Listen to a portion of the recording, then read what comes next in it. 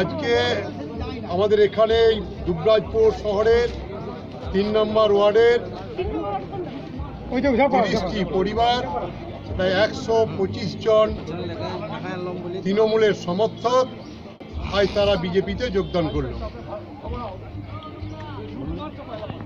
আজকে আপনারা দেখতে পাচ্ছেন প্রতিদিন প্রতিনিয়ত প্রতি ঘন্টায় সারা পশ্চিমবঙ্গ তথা বীরভূম জেলা এবং দুবরাজপুর ব্লকের সর্বত্রই আজকের ভোটাররা জনগণ মোদিজির যে কাজকর্ম তাতে প্রভাবিত হয়ে এবং তৃণমূলের যে সন্ত্রাসবাদী আজকে তৃণমূল তার যে মুখোশ খুলে গেছে সমাজে তার প্রতি বিতশব্দ হয়ে এই সমস্ত মানুষ আজ বিজেপির দলে যোগদান করছে।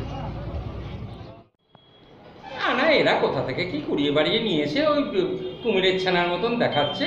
25টাও পরিবার কোথাও থেকে কিছু পাবে না। আর এরা যা দেখলাম আমাদের কাছে যে ইনফরমেশন আছে ওটা একটা ড্রাগ অ্যাডিক্টেড, ও কোনো রাজনীতি করে না। হ্যাঁ, একটা সময় ছিল ড্রাগ অ্যাডিক্টেড ছেলে, তার সঙ্গে ওই 2-4টে নিয়ে এসে কুড়িয়ে বাড়ি উল্টো পাল্টা বলছে। জেলের যে জেলা সভাপতি সে নিজেই নিজের এলাকাতে পদুমা অঞ্চলে ভয়ে নিজের রাজনীতি করে না।